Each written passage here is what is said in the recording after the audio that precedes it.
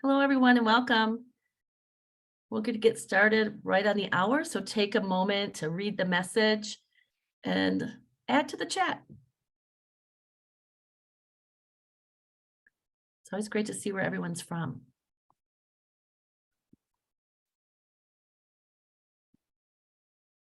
And hello, everybody, as you come in.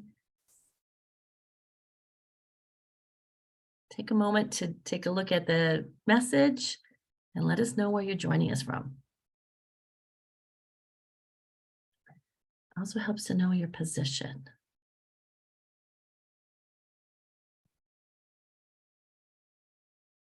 Like I said, we'll get started right in the hour.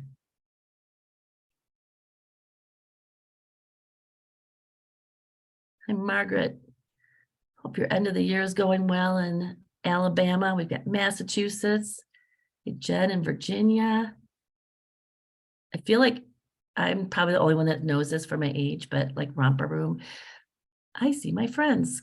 Hi, Gloria. Hong Kong. Awesome to have you. Panama, Minnesota, Massachusetts.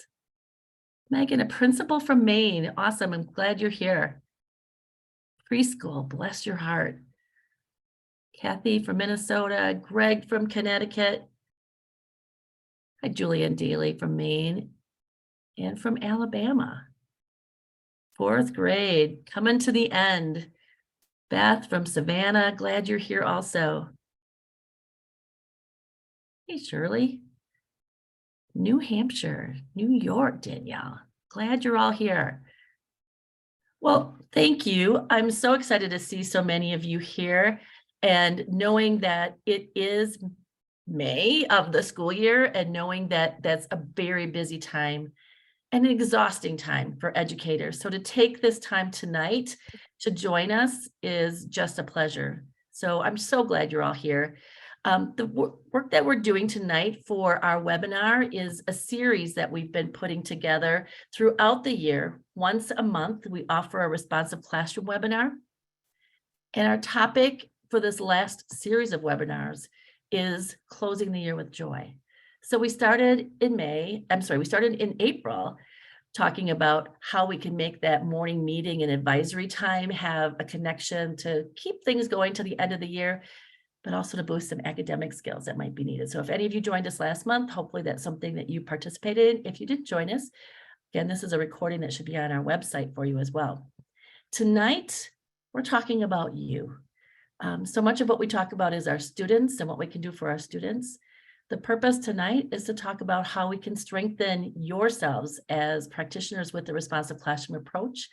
One of the tools we'll be talking about is an assessment tool, but we'll also be sharing some ways that you can be reflective as an educator.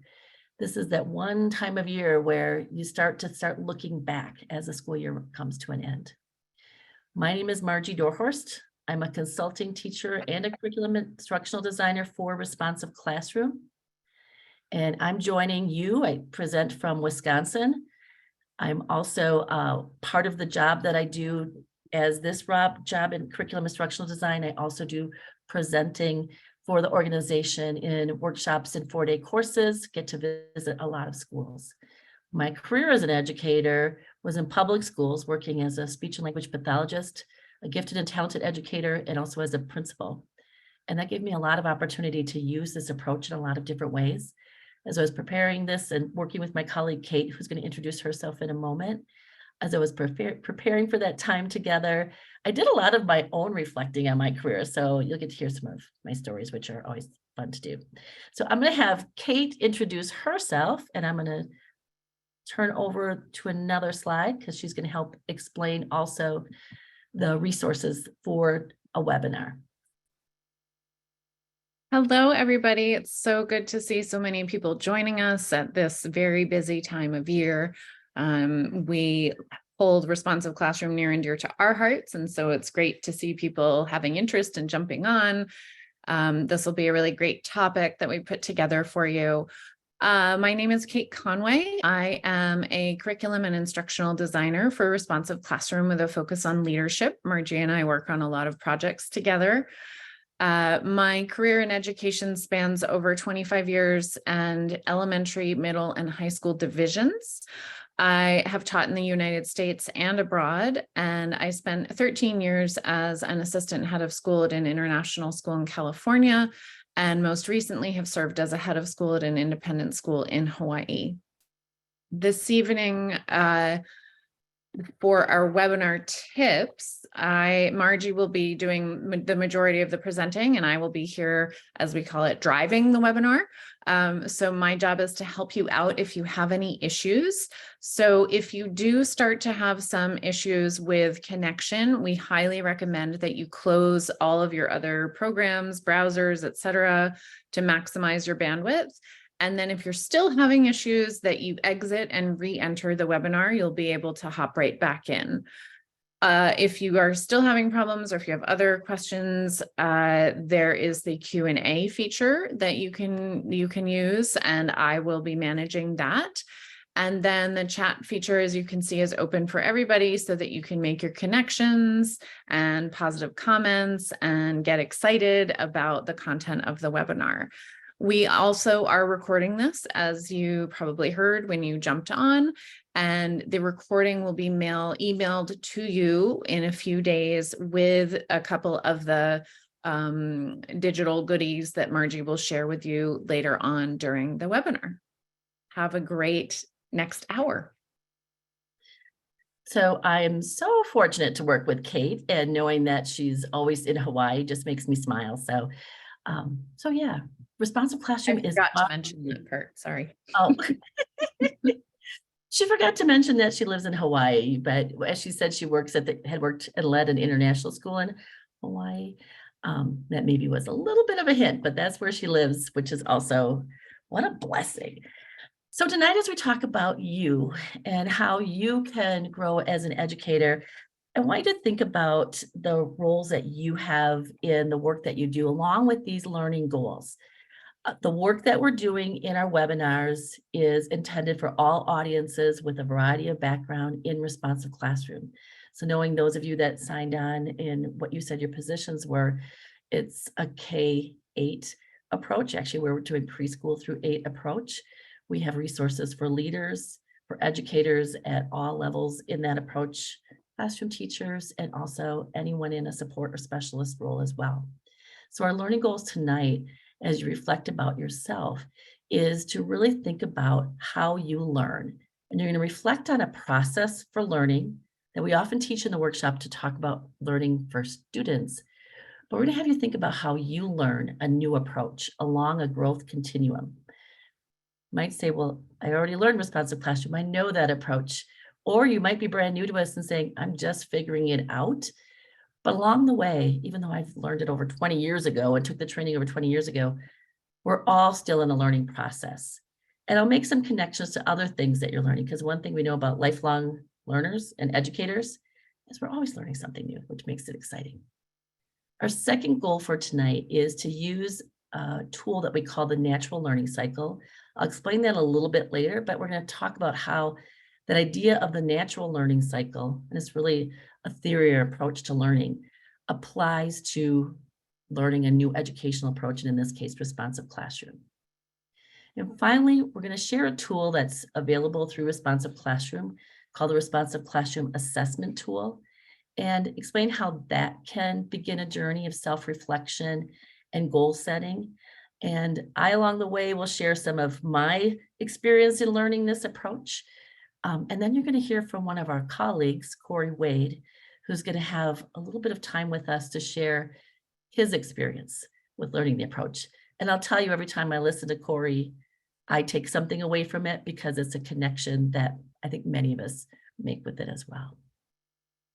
And I see, as many are finding out as my driver in the background, Kate's also responding to any questions if you've added them to the Q&A. And when we do have a response that we ask for comment, we're going to ask you to do that through the chat. So it's the end of the school year. Whether your school year ends in the month of May, June, for some it's even into July. I'm just going to say this because some of you might have experienced this. Wisconsin had a record-setting number of snow days this year. I know some of you are jealous of that. But sometimes there's thanks to COVID, but thanks to the experience we all have had in strengthening virtual learning, Luckily in Wisconsin, we don't have to make up, I think we had 12 snow days. So we don't have to go into the end of the June to make them up. We actually offer learning virtually. So regardless, school's going to end on some certain day. And I want you to reflect about how you reflect at the end of the school year. When you are in a busy teaching role, taking time to actually think about your teaching for the year, your leadership, if you're an instructional leader, like our principal that joined us. But how do you take that time to reflect at the end of the year? I was thinking back to how I reflect, and a lot of my reflecting was actually when I would close my office or my classroom at the end of the year, and I would put files away and look at student progress and see where maybe students made progress that I'd hoped they'd make. I'd reflect, well, I wonder what worked well for that student. Was there something that I did? Or I might reflect back and see a student that didn't make as much progress, or somebody that maybe got overlooked. What could I have done? Take a moment with this one to add to the chat now. How do you reflect at the end of the school year? Mine was actually looking at student data and student files. And I'm going to be quiet while you add that comment to the chat.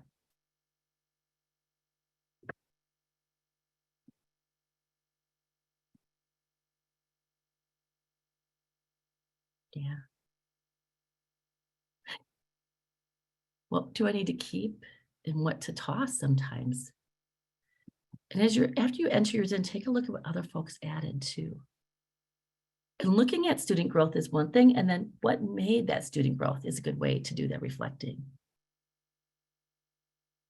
It's funny as you compare that student growth from the beginning to the end of the year, really that's the joy of being an educator. See what works. You have reflection sheets. Yeah. And you reflect with the team. A lot of us do that collaboratively. Student portfolios. Those are powerful, especially if they're a multi-year portfolio. You can also see how they've gained over time, kind of what they came to you from the year before. Alicia, it's doing time to do journaling and sharing out with your team.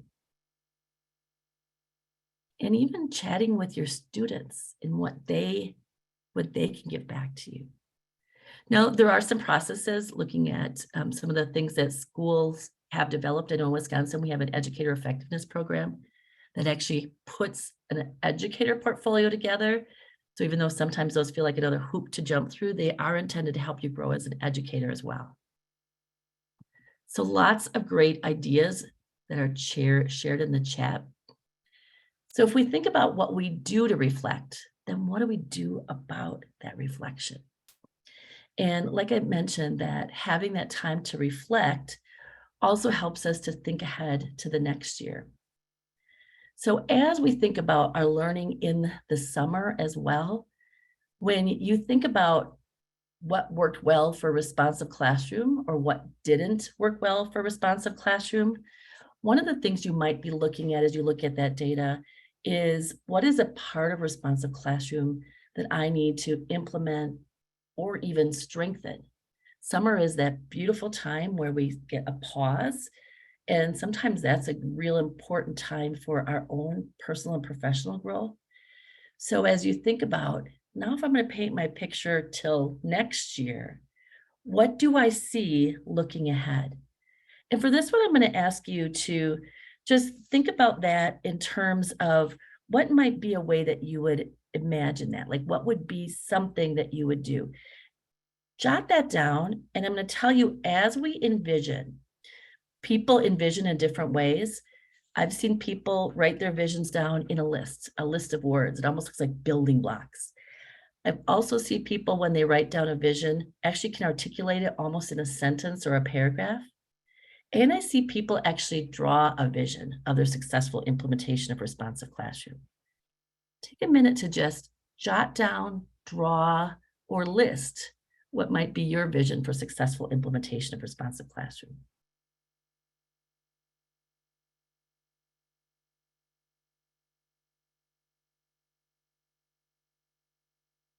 I'm gonna make this optional if anyone would be willing to do it.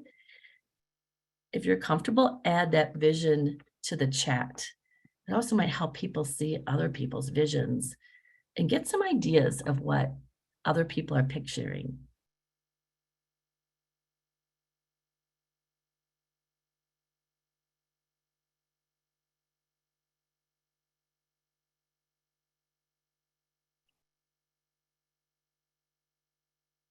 What is the vision that you might have? So some of you are talking about you actually share that vision with colleagues. When it comes to responsive classroom, when there's been turnover in a team, and I know I've visited a lot of schools where folks come in who haven't had the training yet.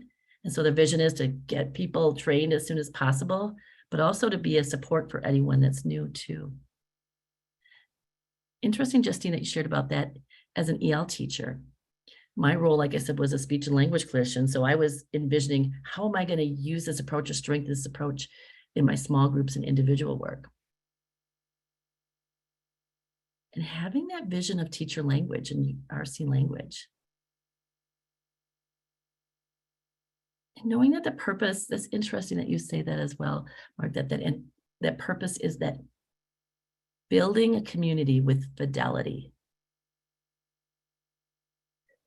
And I'm sure some of you are saying inspire others. So part of your vision is how to keep the fire alive with responsive classroom with everyone. So as we think about what that vision might be, maybe your vision is leading responsive classroom in your school or inspiring new teachers or others, or maybe it's just moving along on that process for responsive classroom. One of the ways we know that adults think, actually a lot of brains think right now, is thinking more in pictures. Seems like every time I get a new update on my phone, they've added like 10 more emojis to my phone. So I want you to think about if you could put your learning for responsive classroom, learning the approach, in a word, a picture, or an emoji, what might it look like for you? I was doing this myself as I started thinking, learning the approach. So I learned the approach, when I was a speech and language clinician working with small groups and individuals. And then my role changed, and I was working in a co-teaching model. So I was using the approach, but using it with fourth graders in a co-teaching model for several years. Then my role changed and I was the principal. And then my role came to supporting students, families, and educators. So when I was trying to figure out a picture, the picture that came to mind for me was imagining climbing a tree. Like it always felt like there were more branches to reach for. And I sometimes would have to change my direction depending upon what the need would be and try to grab for that stronger branch. But then I would look down while I'm climbing this tree and say, okay, no, I don't want to go down. I want to keep going up. But also when you climb a tree, you also sometimes just have to stop and rest for a little bit. And so I felt like I had to do that. And especially as a leader, I had to keep climbing, but I couldn't keep pushing staff either. I had to stop and rest. Add to the chat. And if you're familiar with the chat features, there often is a picture or a smiley face to put an emoji into. Oh, we've already got some. Oh, look at that. Heart, smiles, Zen. Oh my goodness. Peaceful rainbows. You know, it's a whole lot easier to read the chat when there's emojis and just a few words. Brackets, that's interesting. Ah, yeah, training others along the way. Hello, Michelle, we're glad you're here. Is there an emoji or? I love the heart. Yeah, I can see that that's how, and I feel like the heart and like the praying hands also says like, it's a lot of hope and peace, hugs and happiness. Oh, that sense of peace. That's interesting. Interesting in the world. Ah, thumbs up and peace. Stop and smell the roses. Definitely lots of emojis, little angels. It feels like rainbows. Yep. There's always some sense of hopefulness. It's a foundation. Absolutely. It's an airplane. You're headed somewhere. It's like an adventure, isn't it? Thanks, Danielle. He said, yes. So as we think about what it feels like, definitely you could see, hopefully nobody was having anything that was bad in those pictures, but it definitely seemed like that kind of approach that as we learn it, there's something hopeful about it that not only changes us, but it immediately changes the work we do with our students. And as we go along this phase, it's not something we're learning in isolation. Responsive classroom as an approach, it's been in place for over 40 years, and the training has stood the test of time.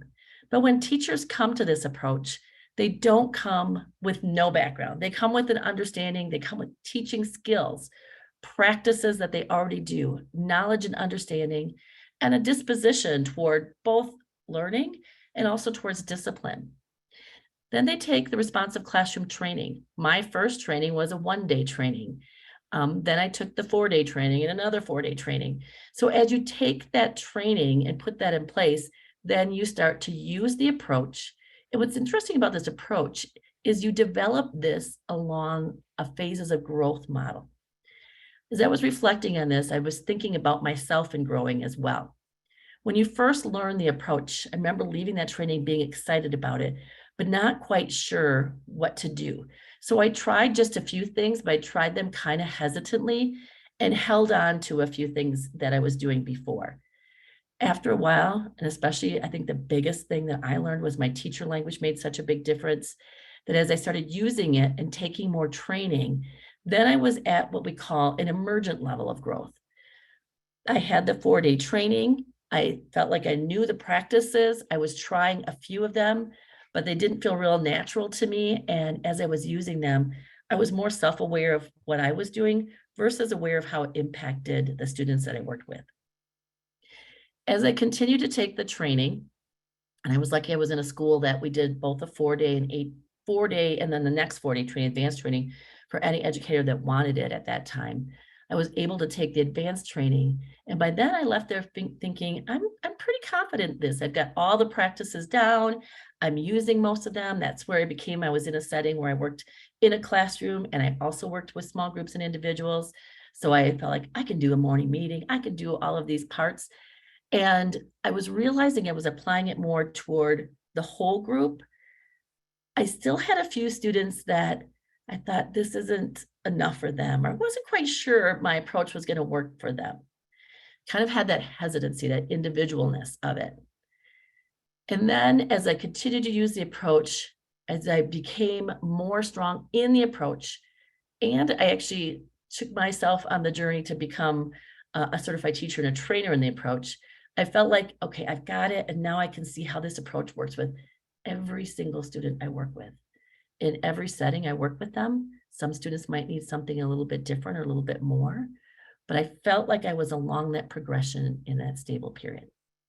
What we find is that teachers, when they first use this approach, are along this continuum, and they kind of move back and forth sometimes, depending upon things that happen. I'll tell you, when March 2020 came along and we all had to switch to doing things virtually, many of us went way back down here saying, I can't do a morning meeting, it's virtual. And then we tried it. And at first we were worried about how we were handling Zoom. And then we tried it and we realized, well, we can interact with students on it. They can connect with us as well. And we're going to set some clear expectations. And now most of us who have done it for a while felt like we were pretty comfortable in it. Notice that the arrow keeps going, because even after, I'm just using myself again, for example, using this approach for 20 years, I am still learning. I am still growing. I am still wanting to learn more. And hence, I think that's what a lot of you are that join in on our webinars, is that there's something about this approach that keeps us believing in what we're doing, but also helps us stay connected. I want you to take what I just shared with you, and I want you to think about where you are on this date, at this point, on that phases of growth continuum. And this is something I'm not going to have you share in the chat, because it's really a private reflection. Where do you see yourself?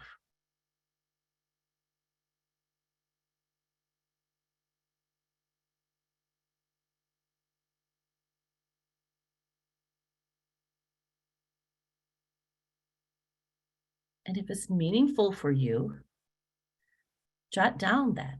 Oh, I think I'm at the mid-level. I'm using the practices. There's a few I still have to get stronger at, but I want to be aware of more how it impacts individual students.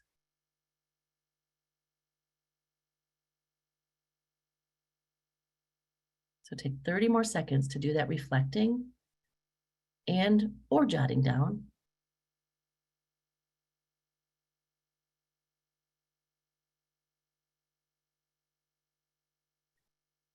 And if you're joining us as a school leader or a coach, you can know that you have educators at all different levels in this approach.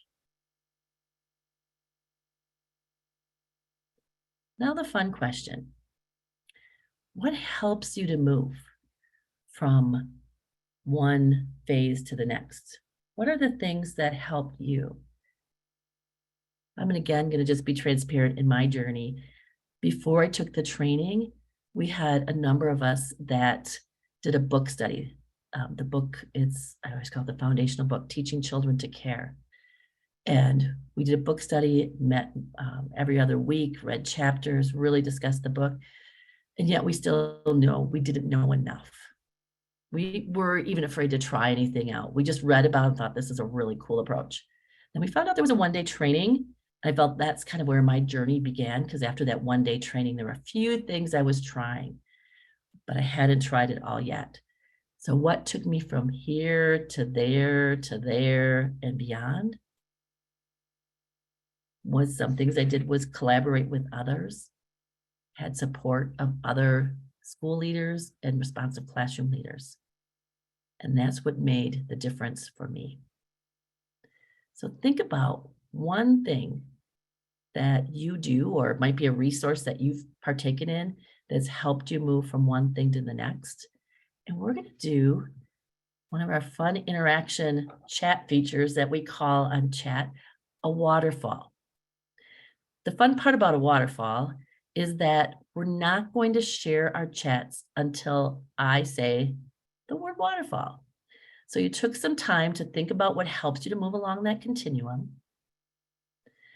Now, without hitting to send it, jot that idea in the chat, but don't hit send yet.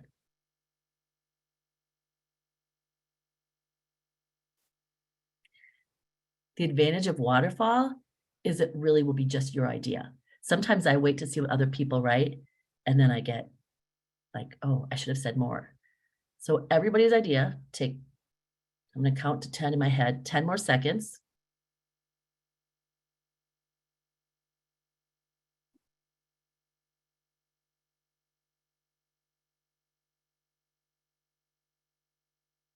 Now, waterfall. Hit the send button and see all your responses pop in at once. Wow. A lot of it's other people, talking with other people, practice, experiencing, be persistent, music, trying things, collaborating, practice and reflect. Okay, those of you that have taken our responsive classroom practices know that the third guiding principle, great cognitive growth occurs through social interaction. Can you see that? Teach and model to others, a book study, collaborating. I'm going to tell you this also informs the work that Kate and I do in writing workshops, is that the feedback we get from folks in their writing workshops is they really appreciate the time that they get to collaborate with others in that workshop. Before we move on to some processes and resources that we have in responsive classroom, I just want to make sure that I make the point clear that everyone moves along a growth continuum when they're learning anything new. And the growth continuum with responsive classroom is for everyone. That if you feel like you're at a lower level than you'd want to be, that's okay, because we all start someplace. And if we move along with intention, we will set goals and have a process that we keep learning. As presenters, both Kate and I have some work that our presenting team is doing. And everyone that's presenting for responsive classroom is doing the same process that I'm going to share with you tonight. because we know that each of us, even though I've been presenting for 20 years, still has areas to grow in this work. So it's something we're all doing as educators, whether we're teaching adults or teaching students. So if we think about learning in general, adults and children, there's something that we're learning all the time. Set responsive classroom aside for just a minute. I want you to think of something else. It could be educational or it could be completely personal. But think of a skill or a practice that you learned as an adult. What process did you do to learn this skill or this new practice? So I've been asking this question to some folks that I'm connected with. My example that I'm going to use for tonight is I've learned as an adult to play the ukulele. I also have some of my friends trying to learn to play pickleball, stand-up paddleboarding and kayaking. I did hear somebody trying to learn how to play piano. So think of a skill that you learned as an adult. What process did you use to learn this skill? And again, I'm not going to have you add that one to the chat because I just want you to reflect on that. When I was thinking about learning ukulele, I was thinking that I learned it as an adult for a purpose. We had a staff performance we're putting on for all of the students at our school. And the music teacher invited us all to play any instrument we knew how to play. If you didn't know how to play an instrument, she would teach you an instrument. So she had a room full of ukuleles, and anybody that wanted to learn how to play ukulele, she taught us how to play ukulele so that we could practice and learn how to do it and perform. Of course, I got hooked on it, and then I thought, I'm going to get a ukulele for myself. I'm going to keep learning how to do this, not just for my one-time show with the students. So my process to learn it was actually having a purpose, but then I also had a mentor in Amy Heitzman, our music teacher, who was a fantastic teacher, but that wasn't enough. So I went and bought some ukulele books. I watched some ukulele YouTubes to see how to practice it. I got some feedback from my colleagues and friends who were learning it as well. So when you think about learning, basically what I'm just sharing with you is this is the approach we talk about in the responsive classroom training called the natural learning cycle. It's in all of our 4-day courses. Natural learning cycle comes from educational philosophers in history from, I think of Dewey and all of Piaget, the work that they did. What's the process to how we learn something new? It can start anywhere, but a lot of times it starts with generating an idea and goals. We're kind of starting here by the part right before it, reflecting on experiences. So by reflecting on our school year, we can now take some time to generate some ideas and goals. And then from there, we're going to actively explore and experiment and problem solve with those skills. So as I thinking about, I'm just going to share my ukulele experience with this one. I had a goal. I was going to play the ukulele to play the one song our whole staff band was going to play for the students. And my idea was that I could play that song with guidance and support by the time the performance happened. I told you some of the ways that I explored, experimented, I problem solved, I practiced a lot. I went to all of the group practices and I got there a little early the day of the performance so that I felt ready. I performed and then I reflected on, I wasn't as well prepared as I should have been. I got goofed up on some of the songs. I was like too into my mind to really enjoy the music. So I set some new goals and kept going. So you can see how this process continues. You're going to think about this now as you think about your example of what you learned. Just take a moment to think about how that natural learning cycle, and again, you don't need to share this in the chat, but how did this apply to your learning?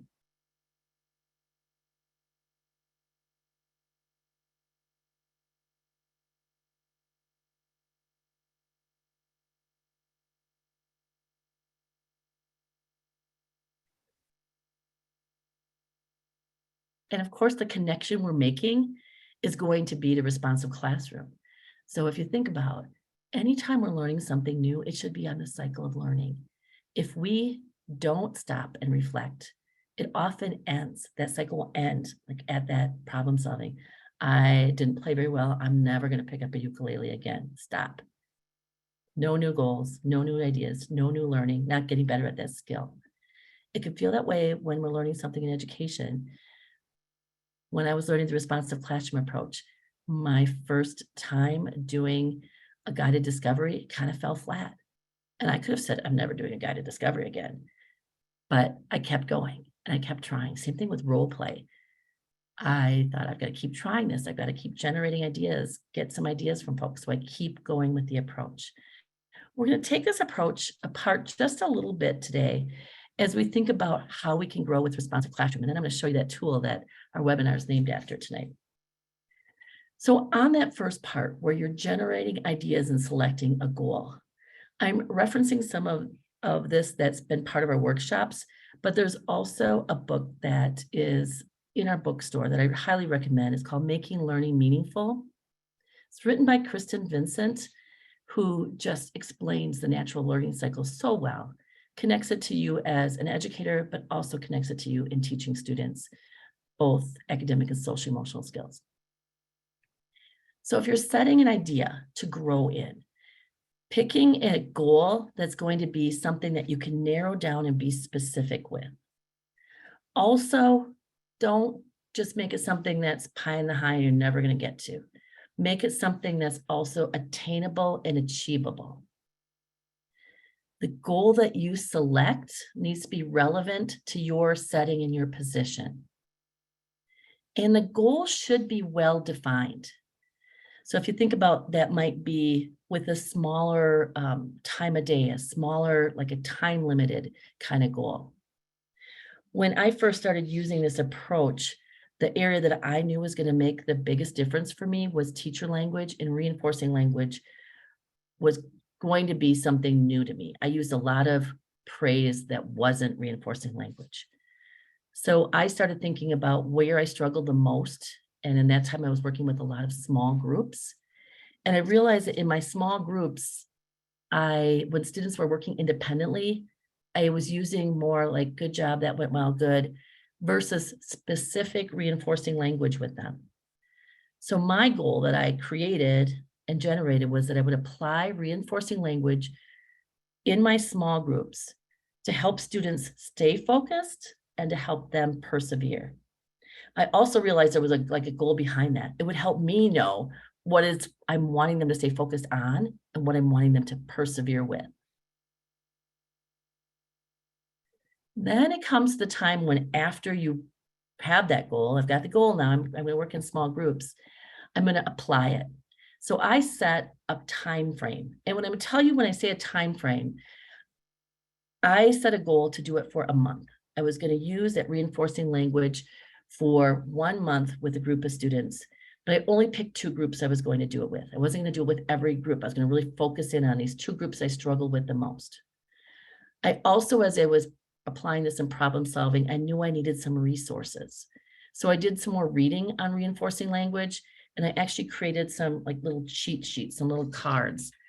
I would put them on just different colored Post-it notes near where my lesson plans were, so that I had some sentence starters and then I could fill them in with what the goal was.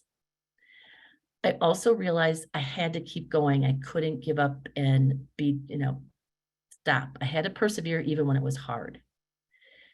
The last thing is I had to adjust. And what helped me adjust was the feedback I was getting from some students.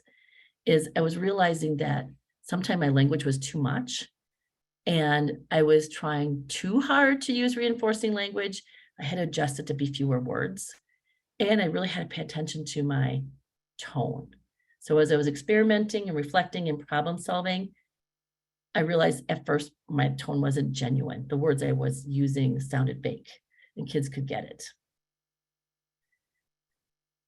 The last part of the next part of that natural learning cycle then is to reflect on the goals and reflect on the work that you did. I had to think about what went well. What was I noticing changed in that 1 month period of my small groups in those two groups that I was working with? I noticed I was being more effective as a teacher. I was actually talking less and students were talking more. I also noticed that there were some challenges that along the way, I'd have some students that it felt like the reinforcing language felt flat. Like, okay, you just said that, but then there's nothing more. So my next step, I realized, is to get the students talking more would be to add open-ended questions was going to be my next step. So make a reinforcing language statement, but then to continue and add on open-ended questions. So as you think about where you are with responsive classroom, and before I show you Corey, I want you to take a moment and think about the example that I shared. And how might this approach help you continue your learning with responsive classroom? As you set that vision ahead, whatever that vision was going to be, how can using a natural learning cycle help? And again, just reflect on this on your own.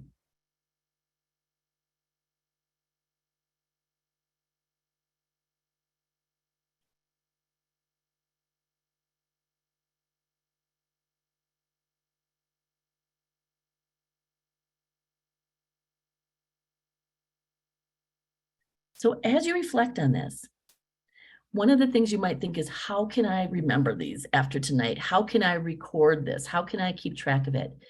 On responsiveclassroom.org, we have some resources for goal setting. I'm going to show you one of those examples right now. And Kate, can you share this in the chat with everybody? Okay. This is called a SMART goal planner. If you're familiar with SMART goals, they have that same characteristic. They're specific. They're also something that's measurable, achievable, relevant, and time-based. So the characteristics I just shared with you. Using this type of planner, and this is a fillable form, you can jot in what your goal is, but then as you take a look at this along the way, can you see how you can find some ways that you would actually put action in place? See the small changes. Sometimes we're waiting for the big thing to happen. And here was my month-long target date. This was a place I jotted down some next steps. And this tool actually worked really well for me. I like bubbles. I like versus lines. This worked well. I could just jot down a few things. It was for me, not to turn in to anyone else, but I found that it was really helpful. I liked this too, in that that put in the effort is I knew there were things I needed to do, and it helped me before, like I would have the SMART goal plan ready as I started my work with my students. So I knew, yep, I want those starters ready. There also is another handout that Kate's going to share with you, and this is for reflecting afterwards. There's a number of questions on here. These questions might be helpful for you. Some of you mentioned journaling. Remember, we're talking about persevering towards achieving a goal. So as you look at these questions, it helps you to keep moving, especially sometimes along the way. We find that if a goal isn't reached, we feel like we haven't been successful. But remember, you learn from goals that don't work as well. So these questions talked about, even if you haven't reached your goal, what was an obstacle? What's something that you could do differently that would help you get past them? So these resources can be used, and I have some educators, especially middle school educators, use those same resources with their students for their students to set goals. So again, we had hearts and rainbows and everything else to start our workshop today, our webinar tonight, but it isn't always hearts and rainbows. So I want to share with you one of our colleagues, Corey Wade. Corey lives in Minneapolis, St. Paul area, and he shares his journey with responsive classroom. You're going to hear some of the ups and downs along the way, but just take a moment to listen to Corey and get some ideas of how this might or might not connect with your journey.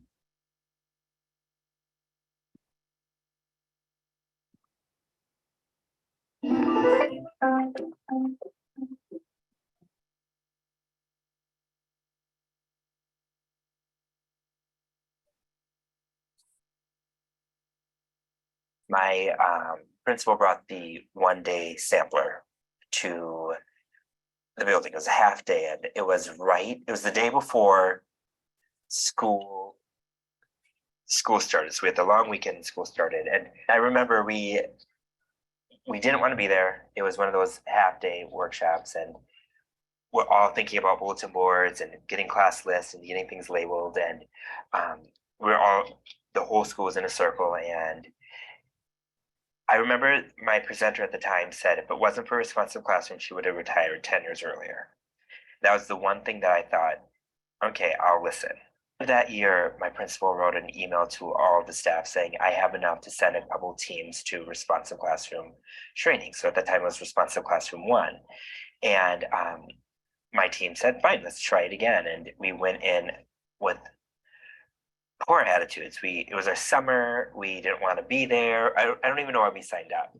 And we got there, and we just were unkind. We changed our seats so we could sit by each other all the time, and we would be on our cell phone, and we would fight back because we had the 1-day sampler. We knew everything. So we're like, oh, we already know about this. Are you going to challenge us a little bit more? And the lead at that advertised was so kind and so empathetic towards us. And our trainer, I don't even know if he even wants to speak to us ever again. It was not good. And it wasn't until that Wednesday that my teammate Sarah said, listen, we should just try this. And if it doesn't work this year, if we don't see change, we'll go back to what we know. But let's just try it. Let's have a different mindset. Let's try to be kind. And we did. And we went into that year, and our test scores changed. Our PLC was stronger. Our attendance was better, and everything was just different. And we were bit by the responsive classroom bug, so we couldn't get more. So we needed to get more. So we went back to responsive classroom 2 at that time, and responsive classroom 3 the years following. We had a coach full time, and all of us just wanted more. And now all 3 of us are certified teachers, and we're presenting for responsive classroom, which I don't know. I agree. If it wasn't for responsive classroom, I probably would have burnt out or try to look for a different career at this time. And I know the classroom's ready to be.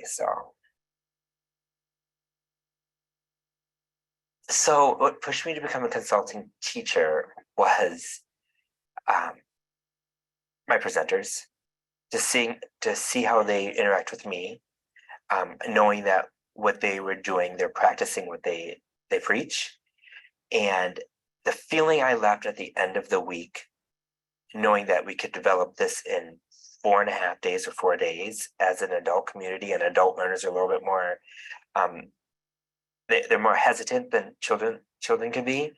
I knew I can create something really, really powerful in 180, 170 something days in a school year. And that's what made me want more. As my coach said, have you thought about presenting? Have you thought about doing certified teacher? And at that time I was like, yeah. And that was another process in its own that was rewarding, challenging, but I've never worked as hard in my life through this process of responsive classroom, but I've never enjoyed working as hard in my life.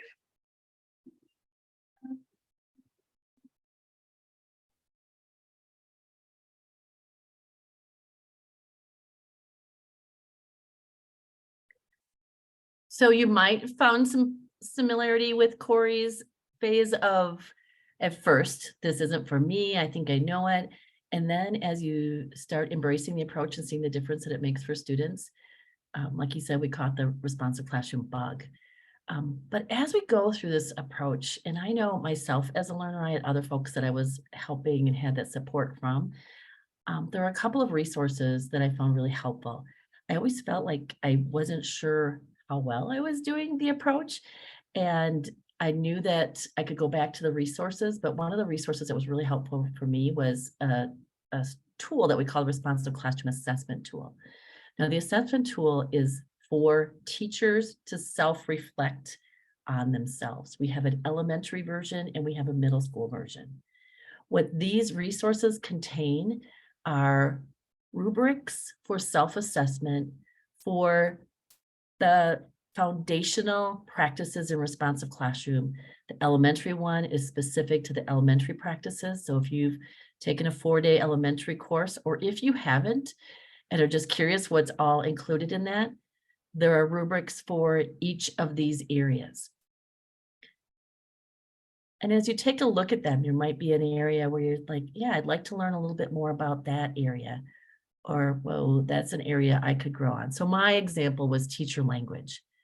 It definitely was going back to the resources on teacher language. I felt like there was something there that needed to be stronger. The middle school has many of the similar approaches, but written for that middle school educator audience. If you're familiar with elementary versus middle school, we know that elementary has a morning meeting. Middle school has a responsive advisory meeting. Many of the other parts of here are similar. With responsive classroom, we talk about middle school having active teaching, student practice, and small group learning.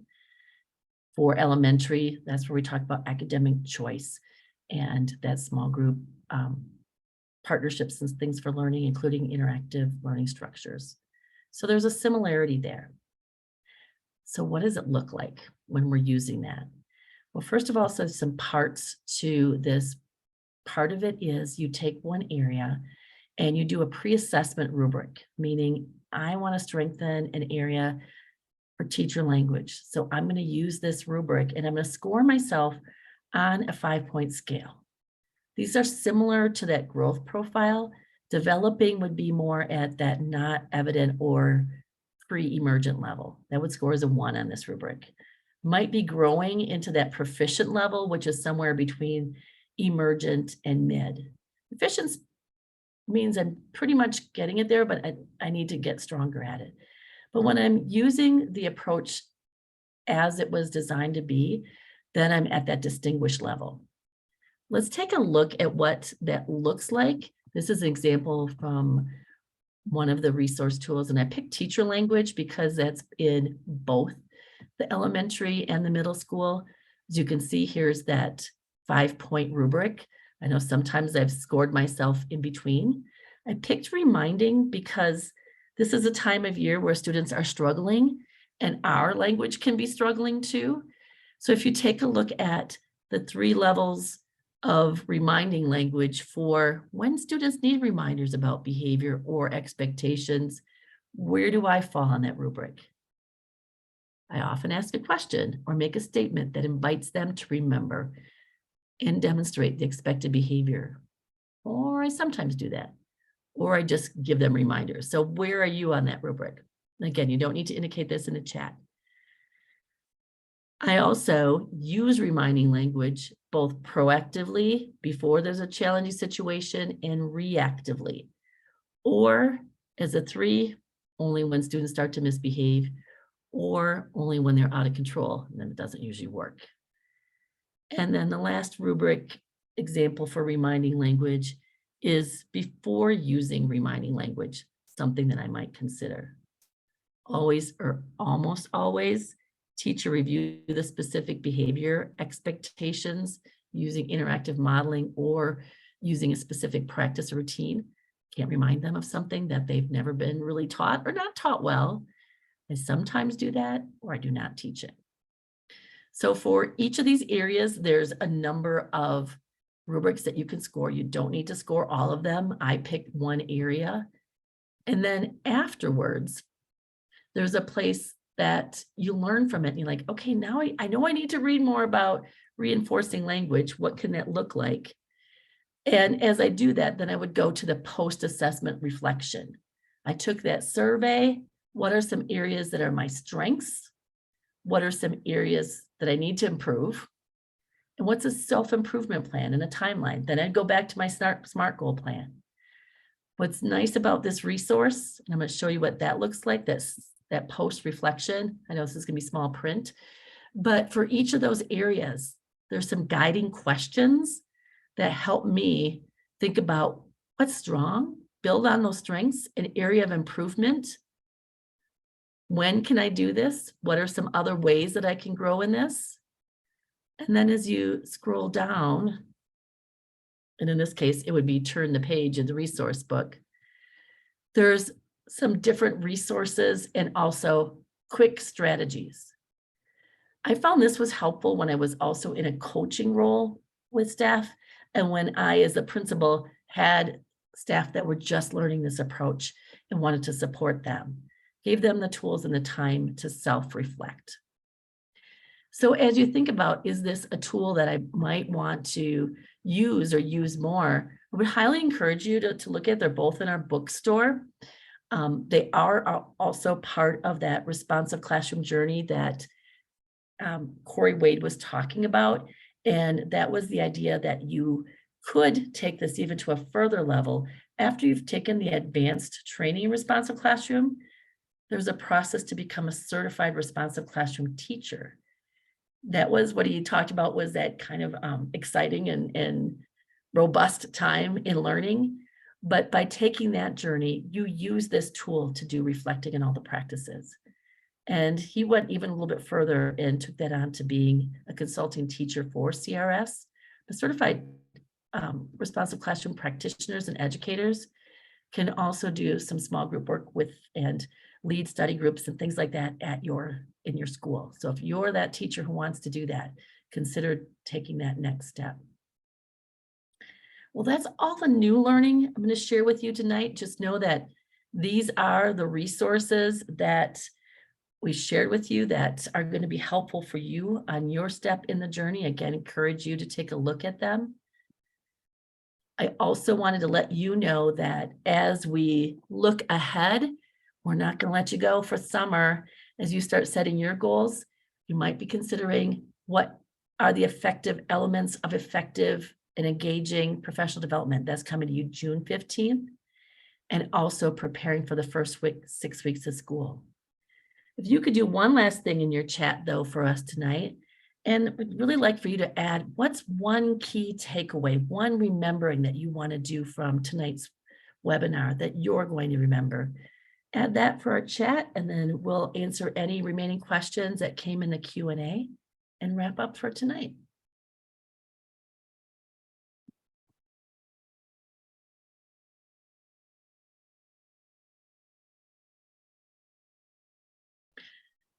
And hopefully find a beautiful place for all that reflection. You know, that back porch, that walk in the forest, sitting by a beach or a pool. Work on that SMART goal. Yep. Always reflect on my lessons. Reflecting is where a lot of the learning happens. Looks like reflect's the new R word. Reflect more. I used to have about a 30-minute drive home from school each day after I worked. That was my reflection time. And self-reflection is so important. So know that that tool can be used at any time. And also know that by taking that time to envision your success, that's where it happens. Kate, were there any remaining questions?